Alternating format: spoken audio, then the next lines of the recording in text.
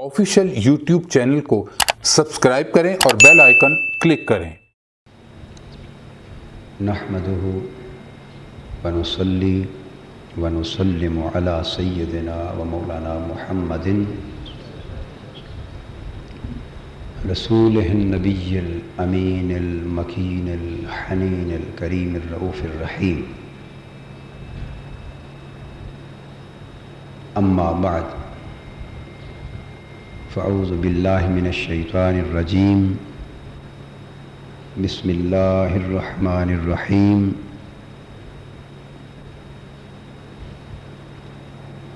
अला इन्ना औलिया अल्लाहि ला खौफुन अलैहिम वला हुम यहज़नून। सदक़ल्लाहु मौलाना अज़ीम।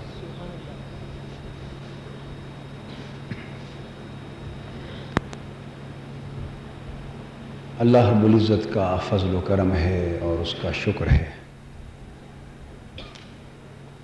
जिसने हुज़ूर नबी अकरम सल्लल्लाहु तआला अलैहि वसल्लम के फैज़ान नबुव्वत को उम्मत में क़यामत तक जारी रखने के लिए हुज़ूर अलैहिस्सलातु वस्सलाम की उम्मत मरहूमा को हर दौर में इस कदर कसीर औलियाए कराम अता फ़रमाए और हुज़ूर अलैहिस्सलातु वस्सलाम की इत्तिबा में और हुज़ूर अलैहिस्सलातु वस्सलाम की ग़ुलामी में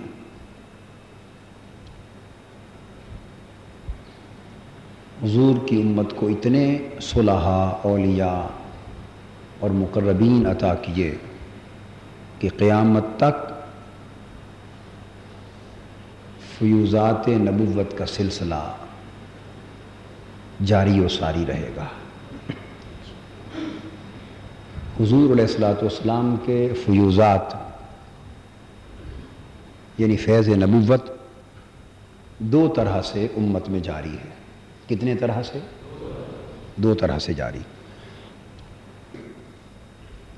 बराह रास्त भी यानी बिला वास्ता भी और बिल वास्ता भी। ये बात ज़हन नशीन करना।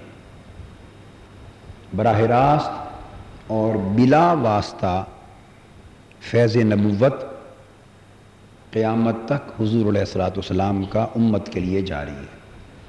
जिसका मतलब ये है कि हुज़ूर अलैहिस्सलातु वस्सलाम बराह रास्त अपनी तवज्जो से, अपने फैज़ से, अपनी रहमत से और अपनी बरकत से अपनी उम्मत को हर दौर में नवाज रहे हैं और बराह रास्त अपने फ़ुयूज़ात और अपने इनामात तक़सीम फरमा रहे हैं क़यामत तक। और इसकी भी कई शक्लें, इसकी भी कई शक्लें। अगर वो मुख्तलिफ़ शक्लें और मुख्तलिफ़ सूरतें हम बयान करने लगें तो उसके लिए भी एक तवील वक्त दरकार है। मगर ये बात बुनियादी तौर पे ज़हन नशीन कर लें कि हुज़ूर अलैहिस्सलातु वस्सलाम के फ़ुयूज़ात नबुव्वत उम्मत को बराह रास्त भी मिल रहे हैं। ये न समझें कि जब तक आपकी हयात मुबारका का ज़ाहिरी दौर था, वो 63 बरस का दौर, वो मक्की और मदनी दौर, जब तक आपकी हयात ज़ाहिरी का दौर था तो उस वक्त तो सहाबाए कराम और हुज़ूर अलैहिस्सलातु वस्सलाम की उम्मत और आपके ग़ुलाम बराह रास्त आपसे इक्तिसाब फैज़ कर रहे थे। और जब आपका विसाल हो गया तो विसाल मुबारक के बाद बिला वास्ता और बराह रास्त आपसे हुसूल फैज़ का सिलसिला मुनक़ता हो गया। ये बात गलत, ये बात गलत। विसाल के बाद भी आपके फ़ुयूज़ात व बरक़ात पहले ही की तरह जारी व सारी हैं, पहले ही की तरह जारी व सारी हैं। फ़र्क सिर्फ इतना है कि एक चिराग था, पहले खुले सहन में था, हर कोई देखता था, खुले सहन में रखा था, ہر کوئی دیکھتا تھا، اپنا بھی دیکھتا تھا، پرایا بھی دیکھتا تھا۔ ابو بکر و عمر بھی اس چراغ کو دیکھتے تھے، ابو جہل و ابو لہب بھی دیکھتے تھے۔ وصال مبارک کے بعد فرق صرف اتنا ہوا کہ رب العزت نے وہ چراغ کمرے میں رکھ دیا۔ اب جو اندر آنے والے اور اندر سے تعلق رکھنے والے ہیں وہ دیکھتے ہیں، اور باہر رہنے والے نہیں دیکھتے۔ اب ابو بکر و عمر اور عثمان و علی کی آنکھ کسی کو نصیب ہو اور کوئی اپنا ہو جائے تو وہ آج بھی دیکھتا ہے، اور کوئی پرایا رہے تو وہ نہیں دیکھتا۔ پہلے پرائے بھی دیکھتے تھے، اب پرایوں سے اوجھل کر دیا، اپنوں سے پردہ اٹھا دیا۔ تو اس لیے میں عرض کر رہا ہوں کہ فیوزات میں کمی نہیں آئی، بلکہ وَلَلْآخِرَةُ خَيْرٌ لَكَ مِنَ الْأُولَى۔ پیارے محبوب صلی اللہ علیہ وسلم، تمہاری آنے والی ہر بات کی گھڑی پہلی گھڑی سے بہتر ہوگی۔ تو ہم یہ سمجھتے ہیں کہ دن بدن حضور کے فیوزات مبارکہ کا عالم بھی جواں سے جواں تر ہوتا جا رہا ہے، دن بدن اضافے پر ہے، کام جوش پر ہے، کمی نہیں ہے، کمی نہیں۔ تو براہ راست بھی نصیب ہو رہا ہے، مگر نصیب والوں کو ایسے بھی ہیں۔ حضرت شیخ ابو العباس مرسی رحمۃ اللہ علیہ اولیاء اللہ میں سے ایسے بھی ہیں جو فرماتے ہیں لو حجب عنی رسول اللہ صلی اللہ علیہ وآلہ وسلم طرفۃ عین ما عجبت نفسی من زمرۃ المسلمین۔ فرماتے ہیں کہ حضور علیہ الصلوۃ والسلام کے دیدار کا اور ہمہ وقت حضور کے جلوہ میں غرق رہنے کا میرا عالم یہ ہے کہ اگر ایک لمحے کے لیے آنکھ جھپکنے کی جو دیر ہوتی ہے، اتنے لمحے کے لیے بھی حضور کا جلوہ اقدس میری آنکھوں سے اوجھل ہو جائے اور چہرہ پاک میری نگاہوں سے اوجھل ہو جائے اور حضور کے دیدار سے ایک لمحے کے لیے بھی محروم ہو جاؤں، تو میں اس لمحے میں اپنے آپ کو مسلمان ہی تصور نہیں کرتا۔ یعنی جو دم غافل سو دم کافر، جو دم غافل سو دم کافر۔ تو دیکھنے والے تو آج بھی جلوہ کرتے ہیں، کوئی خواب میں کرتا ہے، کوئی آج بھی بیداری میں کرتا ہے۔ حضور کے جلوے خواب میں بھی جاری ہیں اور بولیے بیداری میں بھی جاری ہیں، مگر اس وقت آنکھ کی شرط نہ تھی، اب آنکھ کی شرط۔ فرق یہ ہے، اس وقت ابو جہل ابو لہب بھی دیکھ سکتا تھا، اور اب جلوہ تو اسی طرح جوبن پر ہے، مگر اب شرط یہ ہے کہ آنکھ والا تیرے جوبن کا تماشا دیکھے، آنکھ والا تیرے جوبن کا تماشا دیکھے۔ دیدہ کور کو کیا نظر آئے کیا دیکھے، جو ہے ہی اندھا اسے نظر کیا آئے گا، وہ دیکھے گا کیا؟ اور جسے دکھائی نہیں دے رہا وہ تو یہی پیٹتا رہے گا نا کہ نظر نہیں آ رہے۔ الو ہوتا ہے نا، الو، اس کو دن میں سورج دکھائی نہیں دیتا، اس کی آنکھیں رات کے اندھیرے میں کام کرتی، تو جب وہ اندھیرے میں اس کی آنکھیں کھلتی ہیں اس وقت سورج نظر نہیں آتا، اور جب سورج کے جلوے کا وقت ہوتا ہے اس وقت اس کی آنکھیں بند ہوتی، تو وہ اگر شور مچاتا رہے کہ سورج موجود نہیں، سورج کا جلوہ نہیں، تو نادان الو یہ تیری آنکھ کا قصور ہے، سورج تو جلوہ گر ہے، یہ تو دکھائی دے رہا ہے۔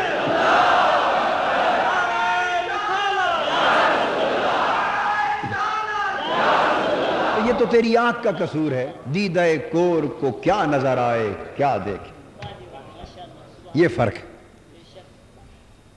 میں نے بہت سال پہلے 2 2.5 3 سال ہو گئے، یاد پڑتا ہے میں نے ایک مثال دی تھی کسی خطاب میں، آپ میں سے بعضوں کو یاد ہوگی، بعضوں نے سنی ہوگی، بعضوں نے نہیں سنی ہوگی، اس مثال کو دہراتا ہوں، ابھی دوبارہ ذہن میں آ گئی۔ آپ ٹیلی ویژن لگاتے، ٹی وی اسٹیشن کی نشریات کا وقت مقرر ہے، وہ چلتی رہتی، وہ چلتی رہتی، آپ ایک خاص چینل پر ٹی وی کو آن کرتے ہیں، یہ لاہور کا چینل ہے، یہ پنڈی کا چینل ہے، یہ کراچی کا چینل ہے، یہ اسلام آباد کا چینل ہے، یہ پشاور ہے، یہ کوئٹہ، چینلز ہیں. آپ اس چینل کو آن کرتے ہیں، نشریات سنائی بھی دینا لگ جاتی ہیں، تصویر دکھائی بھی دینے لگ جاتی. تو جب آپ کا ٹی وی بند پڑا ہو تو کیا اس وقت نشریات بند ہوتی ہیں؟ بولیے. یا آپ کا ٹی وی بند ہوتا ہے؟ نشریات تو اس وقت بھی جاری ہوتی ہے، نشریات تو اس وقت بھی جاری ہوتی ہے، مگر آپ کا ٹی وی بند ہے. اب اگر آپ کو بند ٹی وی کی وجہ سے سکرین پر کچھ دکھائی نہیں دے رہا تو نشریات کا کیا قصور ہے؟ 9 بجے خبر نامہ چل رہا ہو اور آپ کا ٹی وی بند ہو تو کوئی کہے کہ ابھی ٹی وی پہ یہ خبر آئی ہے، آپ کہیں آپ جھوٹ بولتے ہیں، میرے سامنے بھی ٹی وی رکھا ہے، اس پر تو کچھ بھی نہیں آیا. وہ کہے گا میں جھوٹ نہیں بولتا، آپ اپنا علاج کروائیں. ٹی وی تو ہے، ٹی وی تو ہر گھر میں ہے، اور اسی ٹی وی پر خبر آئے گی جو آن ہوگا. خبر اسی ٹی وی پر آئے گی جو آن ہو. اگر آپ کے ٹی وی ہی آف ہوں تو پھر نشریات کیا پتہ چلے. پھر بعضوں کا ٹی وی تو صحیح ہوتا ہے، آن بھی کرتے ہیں، مگر چینل خراب ہوتا ہے. کیا؟ اب چینل خراب ہوتا ہے تو چینل تو آن کر رکھا ہے مگر سنائی کچھ نہیں دے رہا. یہ دوسری صورت ہو گئی. بعضوں میں تیسری قسم کا نقص ہوتا ہے، چینل کچھ خراب ہوتا ہے، کچھ درست ہوتا ہے، تو سنائی دیتا ہے مگر دکھائی نہیں دیتا. یہ ٹی وی میں ہوتا ہے نا سب کچھ، سنائی دیتا ہے دکھائی نہیں دیتا. تو وہ کہے سنائی تو دے رہا ہے مگر تصویر نہیں ہے، تو دیدہ کور کو کیا آئے نظر کیا دیکھے. تو ہم یہ کہیں گے نادان، نشریات میں کوئی نقص نہیں، سلسلہ جاری ہے، سلسلہ جاری ہے. آوازیں بھی آ رہی ہیں، جلوے بھی ہو رہے ہیں، تیرے اپنے چینل کا نقص ہے. تو اس طرح دوستو مدینہ پاک آقا دو جہاں کی بارگاہ سے بھی اجرائے فیض، نشر فیض کا سلسلہ جاری. 24 گھنٹے ہمہ وقت وہاں سے فیض نشر ہو رہا ہے، فیض نشر ہو رہا ہے. رب ذوالجلال نے تمہیں اپنے دل کے ٹی وی دے رکھے، دلوں کے ٹی وی دے رکھے. دل سکرین کی مانند ہیں، دل کے آئینے میں ہے تصویر یار، جب ذرا گردن جھکائی دیکھ لی. تو دلوں کی حالت سکرین کی ہے. تم اپنے دلوں کے چینل درست کر لو، تمہیں سنائی بھی دے گا، تمہیں دکھائی بھی دے گا.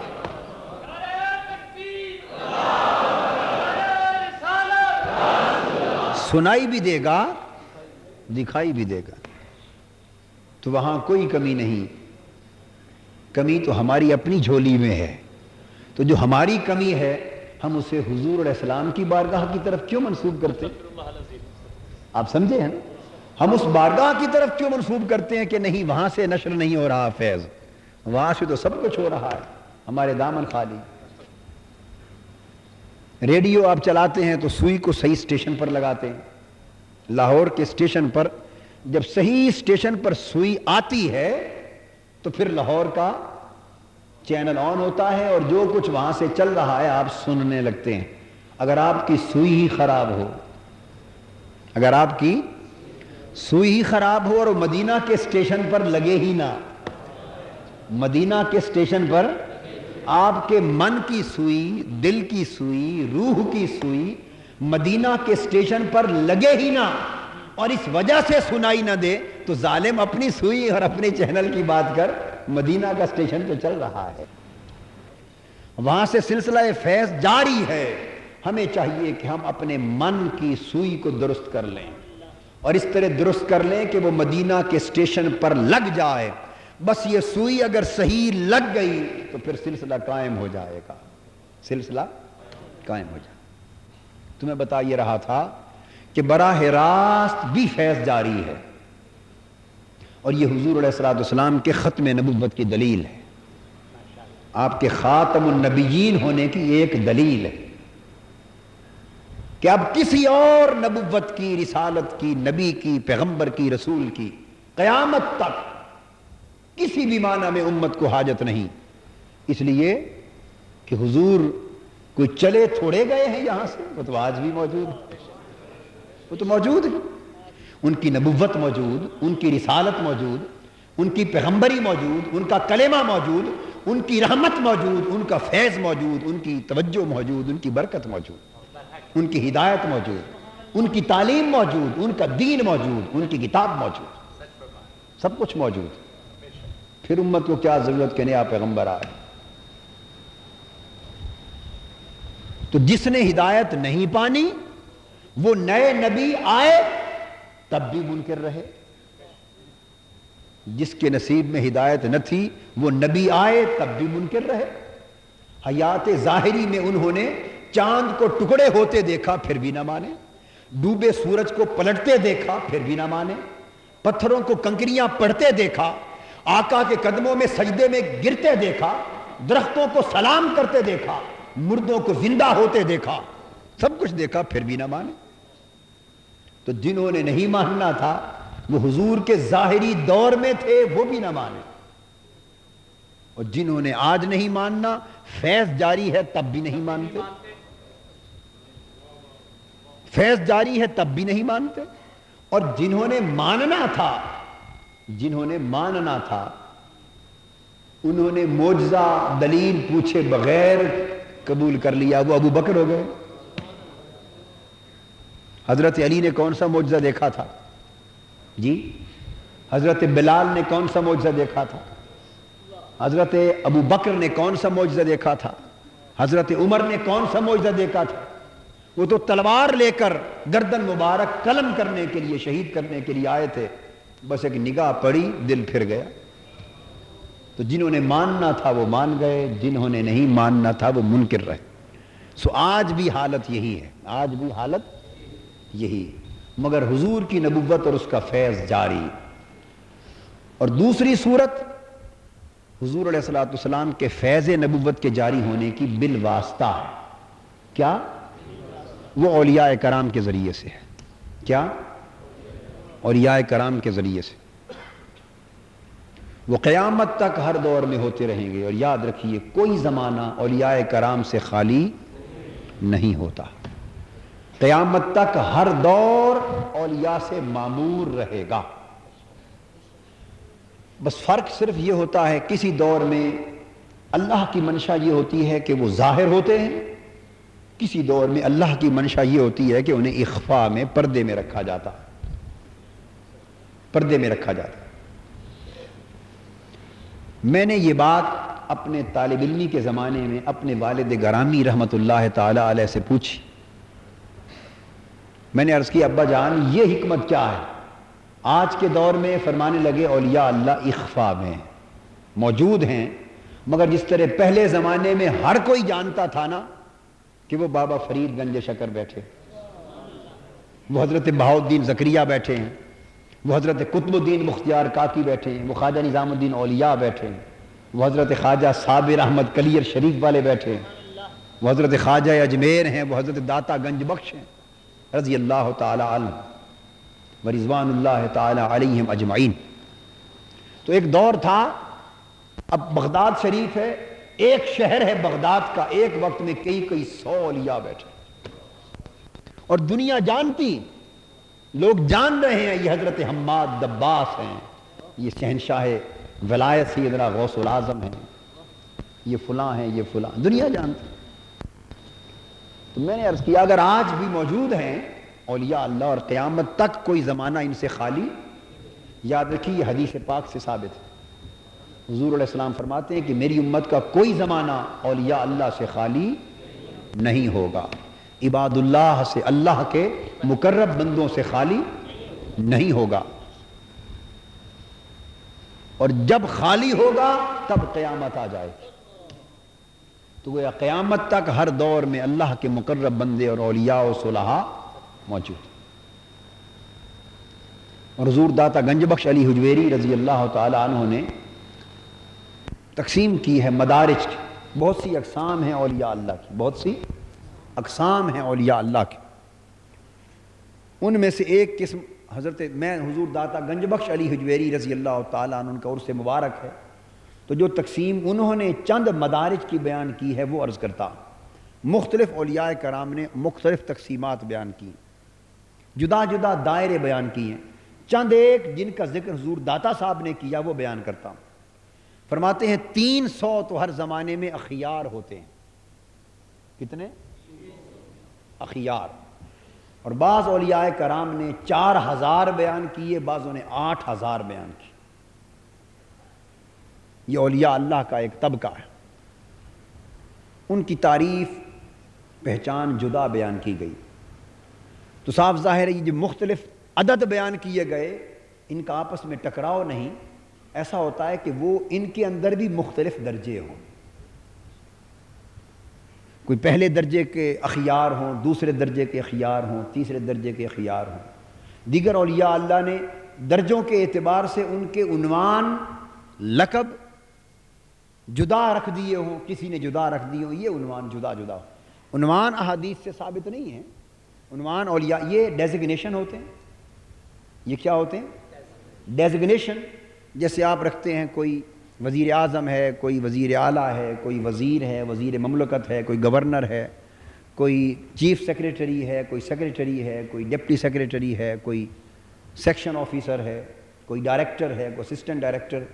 یہ مختلف گریڈز ہیں، اسائنمنٹس ہیں۔ اولیاء اللہ میں بھی مختلف عنوان ہوتے ہیں، القاب ہوتے ہیں، کیپشنز ہوتے ہیں، ڈیزگنیشنز ہوتے ہیں۔ تو حضور داتا صاحب فرماتے ہیں کہ 300 اولیاء کی جماعت اخیار کہلاتی، 40 اولیاء اللہ کی جماعت ان کے علاوہ ان سے اوپر ہوتی، وہ ابدال کہلاتے ہیں۔ اور حضور علیہ الصلوۃ والسلام کی حدیث پاک ہے، حدیث آپ نے فرمایا قیامت تک ہر زمانے میں میری امت میں 40 ابدال موجود رہیں گے، ہر زمانے میں 40 ابدال موجود رہیں گے۔ اب ابدال کی اپنی جگہ تعریف ہے، اس کا واحد ہے بدیل۔ واحد کیا ہے؟ تو بدیل کی جمع ہے ابدال۔ اب بدیل کا معنی ہے وہ جو بدلتا رہے، وہ جو، اب اس کی کئی تعریفیں کی گئیں۔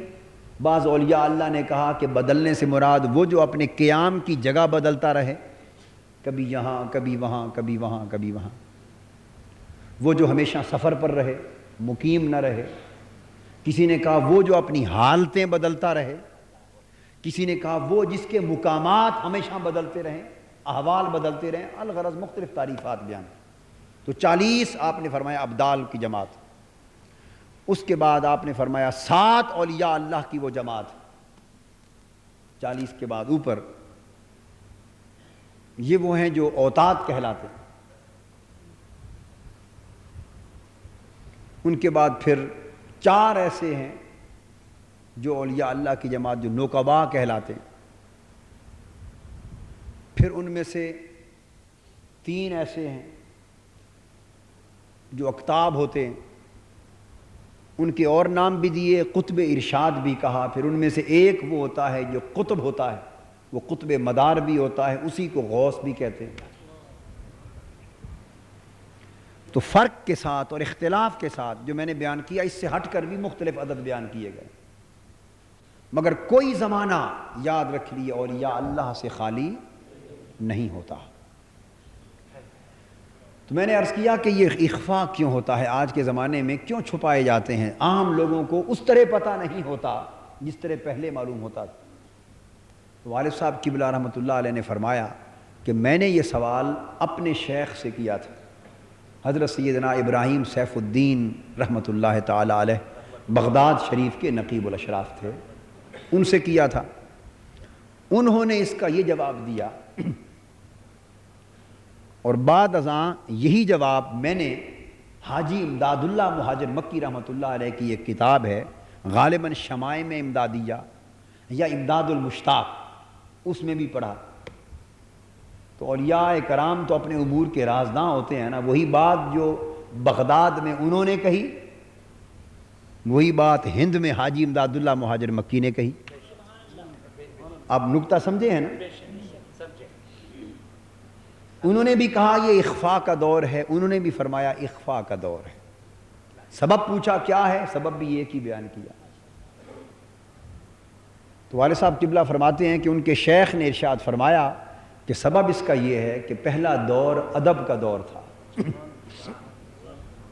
پہلا دور ادب کا دور تھا، ایمان اور روحانیت کا بالعموم غلبہ تھا، ایمان اور روحانیت کا بالعموم غلبہ تھا، سو ادب کی قدریں زندہ تھیں۔ آپ خود تجربہ کر لیں، آج سے 25-30 سال پہلے چلے جائیں اور جو بزرگ زیادہ عمر کے بیٹھے ہیں وہ 50-60 سال پیچھے چلے جائیں، تو عام آداب جو زندگی میں تھے اور ایک دوسرے کا اور بڑوں کے ادب کا جو لحاظ تھا وہ ہماری ہی زندگی کے مختلف سالوں میں زمین آسمان کا فرق نظر آتا۔ یعنی خود میں اپنی بات کرتا ہوں، ہم جب بچپن میں تھے اپنے والد گرامی رحمۃ اللہ علیہ اور ہمارے بچپن میں ہمارے جیسے بچے اپنے والد اور بزرگوں کے سامنے بیٹھ کر کھانا بھی نہیں کھا سکتے تھے، اتنا ادب اور جھجک ہوتی تھی۔ یہ بات درست ہے یا نہیں؟ کوئی بات پوچھنی ہوتی تو براہ راست پوچھتے بھی نہیں تھے۔ اب وہ زمانہ ہے ہماری عمر میں جو ہمارے بچے ہیں وہ چھوٹی چھوٹی بات بھی ہو تو براہ راست پوچھتے ہیں، قرید کرتے ہیں، ڈسکس کرتے ہیں، بحث کرتے ہیں۔ خالی زبانی سے کہہ دو تو نہیں مانتے جب تک دلیل سے سمجھایا نہ جائے۔ بولیے یہ بات درست ہے یا نہیں؟ تو کتنا فرق آ گیا۔ اس طرح بزرگ لوگ جانتے ہیں کہ ایک وقت تھا کہ پرانی عمر کے کوئی بزرگ اگر گلی سے گزر رہے ہوتے تو ننگے سر ان کے سامنے گلی سے کوئی جوان نہیں گزرتا تھا، سر پہ کپڑا اوڑھ لیتے تھے۔ یہ بات درست ہے یا نہیں؟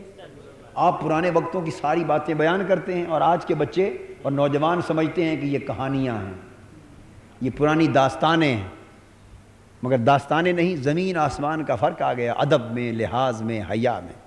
جوان لڑکے جوان لڑکیاں آج سے 30-40 سال پہلے اکٹھا کھیلتے تھے اور کسی کے ماں باپ کو یہ اندیشہ تک نہیں ہوتا تھا کہ جوان بیٹی جوان لڑکوں سے کھیل رہی ہے تو کہیں شرم اور حیا عصمت کو نقصان نہ پہنچے۔ لوگ جوان بیٹیاں پڑوسیوں کے گھروں میں چھوڑ کے چلے جاتے تھے کئی دن باہر سفر پہ۔ آج ایسے حالات ہیں؟ بولیے۔ تو میں نے آپ کو مثال دے کر سمجھایا ہے کہ جس طرح حیا شرم کی قدروں میں زمین و آسمان کا فرق ہو گیا، اسی طرح ادب میں بھی زمین و آسمان کا فرق ہو۔ جس طرح آپ ماں باپ کا ادب، بزرگوں کا ادب، استاذ کا ادب، اس میں فرق دیکھتے ہیں آج اور پہلے کے دور میں، اسی طرح اولیاء اللہ صلحاء بزرگوں کے ادب کا بھی عالم۔ انہوں نے فرمایا کہ وہ ادب کا دور تھا، جو شخص سن لیتا کہ یہ ولی اللہ ہے، صاحب مقام ہے، صاحب حال ہے، ان کا تعلق نسبت ان سے ہوتی یا نہ ہوتی مگر ادب ضرور کرتا۔ کیا؟ بولیے۔ ادب ضرور کرتا۔ بے ادبی کا مرتکب کوئی نہیں ہوتا تھا، کوئی پرلے درجے کا بے ایمان ہوتا، بدبخت ہوتا، کافر ہوتا، بہت بڑا ظالم ہوتا تو بے ادبی کا مرتکب ہوتا، ورنہ عام گناہگار سے گناہگار شخص بھی اللہ کے مقرب بندوں، صالح بندوں، علماء، مشائخ، اولیاء، صلحاء، اہل حال، اہل خلوت اور اہل عمل اور اہل علم، ان کی بے ادبی کا مرتکب نہیں ہوتا تھا۔ تو فرمایا چونکہ عام ادب تھا اس لیے اللہ رب العزت اپنے اولیاء اللہ کو بھی ظاہر فرماتے رہتے تھے، اس لیے کہ لوگ ادب کرتے تھے۔ اب وہ زمانہ آ گیا کہ ادب کی قدریں ختم ہو گئیں، مٹ گئیں، اب ادب نہ رہا، اب بے ادبی چھا گئی، بے ادبی چھا گئی۔ اب ہر شخص صرف غلط فہمی سے نہیں بلکہ بدنیتی سے بھی ہر شخص اللہ کے نیک بندوں، صالح بندوں، مقرب بندوں کی بے ادبی کر رہا ہے، زبان درازی کر رہا ہے، طعن و تشنیع کر رہا ہے، الزام اور اتہام دے رہا ہے اور بے دھڑک اپنی زبان کھول رہا ہے اللہ کے مقرب بندوں پر۔ ہر شخص کھول رہا، ہر شخص کھول رہا ہے۔ تو بے ادبی عام ہے اس دور میں، چونکہ مادیت کا زمانہ ہے، نفسانیت کا زمانہ ہے۔ اس نفسانیت اور مادیت کے دور میں چونکہ بے ادبی عام ہے اور اللہ رب العزت کا ایک وعدہ ہے اس امت پر، اللہ کا کرم، وعدہ یہ ہے کہ من آذى لی ولیا فقد آذنتہ بالحرب، وفی روایت فرمایا حدیث قدسی من آذى لی ولیا فقد استحل محاربتی، جس شخص نے میرے ایک ولی اور کسی ایک دوست اور محبوب بندے کو بھی اذیت پہنچائی، تکلیف پہنچائی، میرا اس کے ساتھ اعلان جنگ ہے۔ اور حدیث قدسی کے دوسرے مقام پر الفاظ یہ ہیں، جس نے میرے ایک ولی، ایک محبوب مقرب بندے اور دوست کو تکلیف پہنچائی، اس نے اپنے لیے میری جنگ اور میری محاربت حلال کر لی، حلال کر لی۔ اب بعید نہیں کہ میں اس سے اعلان جنگ کر دوں، اس کو تباہ کر دوں، اس کو ذلیل کر دوں، اس لیے کہ گناہ تو برداشت ہو جاتا ہے، گوارا ہو جاتا ہے، مگر رب ذوالجلال اپنے محبوب مقرب صالح بندے کی بے ادبی اور گستاخی کو گوارا نہیں کرتے۔ اب صورت کیا تھی؟ آپ کہیں گے گستاخی بے ادبی تو اب بھی ہو رہی ہے، کرنے والے تو کر رہے ہیں۔ یہاں فلسفہ اخفاء کا سمجھا رہا ہوں، وہ یہ کہ چونکہ پردہ ڈال دیا رب ذوالجلال نے، کرامات کو ظاہر نہ کیا، مقامات کو ظاہر نہ کیا، احوال ظاہر نہ رہے جیسے پہلے زمانہ میں ہوتے تھے، کھلی کرامات کا ظہور اور صدور اس طرح بند کر دیا جس طرح پہلے ہوتا تھا، مقامات و احوال کا انکشاف اس طرح بند کر دیا جس طرح پہلے ہوتا تھا، کیونکہ مقام ولایت اللہ کے بندوں کا نگاہوں سے مخفی ہو گیا۔ اب جو بے ادبی کر رہا ہے وہ اس کو ولی جان کر نہیں کر رہا، چونکہ اس کی ولایت مخفی ہے، وہ سمجھتا ہی نہیں کہ یہ ولی ہے، وہ یہ سمجھتا نہیں کہ یہ ولی ہے، وہ یہ سمجھتا نہیں کہ خدا کا مقرب بندہ ہے، وہ یہ سمجھتا نہیں کہ خدا کا محبوب بندہ ہے، کیونکہ اس کی ولایت، اس کی بندگی، اس کا مقام، اس کا حال اللہ کی بارگاہ میں، اس کی مقبولیت اور مقربیت عام لوگوں کی نگاہ سے اوجھل ہے، وہ سمجھتے نہیں کہ یہ ولی ہے۔ اس مغالطے میں مبتلا ہو کر جب بے ادبی اور گستاخی کرتے ہیں تو اللہ رب العزت معاف کر دیتا ہے کہ اللہ کے ولی سمجھ کر گستاخی نہیں کی، بلکہ مغالطے کی وجہ سے گستاخی کی، اور مغالطے میں بندہ بھول کر روزہ توڑ بیٹھے خدا اس کو بھی معاف کر دیتا ہے، جانتے ہوئے کہ میرا روزہ ہے۔ میں نے آپ کو بڑا اہم نکتہ سمجھایا ہے، جانتے ہوئے، علم رکھتے ہوئے کہ میرا روزہ ہے۔ اگر آپ کھا لیں، پانی کا گھونٹ بھر لیں تو روزہ ٹوٹ گیا اور سزا دی، اب 60 روزے پے در پے رکھے، کفارہ رکھے، اور صرف اتنا فرق ہوا کہ خیال نہ رہا کہ روزہ ہے۔ بولیے کیا؟ خیال نہ رہا روزہ ہے، بھول گیا انسان، چوک گیا، روزے کا علم نہ رہا۔ جب علم نہ رہا تو وہاں علم سے ایک گھونٹ پانی کا پیا تھا، سزا پڑ گئی 60 روزوں کے کفارے کی۔ یہاں فقط علم نہ ہونے کی وجہ سے، جان پہچان نہ ہونے کی وجہ سے جی بھر کے روٹی کھا لی، سویٹ ڈش کھا لی، پھل کھا لیے، سیر ہو کے اٹھے، مگر خیال نہ رہا، اور بعد میں یاد بھی آ گیا تو رب نے معاف کر دیا۔ اس لیے معاف کر دیا کہ جب اس نے روزہ توڑا، یعنی کھانا کھایا، اس وقت تو اسے یہ پتہ نہیں تھا نا کہ میرا روزہ ہے، اس پتہ نہ ہونے کا بینیفٹ آف ڈاؤٹ دے دیا، بینیفٹ آف، اس پتہ نہ ہونے کا حضور کا امتی سمجھ کر خدا نے معاف کر دیا۔ کھا اب بھی روزے میں رہا ہے، کھایا تب بھی روزے میں تھا، مگر وہاں علم تھا، ایک گھونٹ پینے پر گرفت کر لی، سزا دے دی۔ یہاں علم نہ تھا، سیر ہو کر کھا لیا مگر معاف کر لیا۔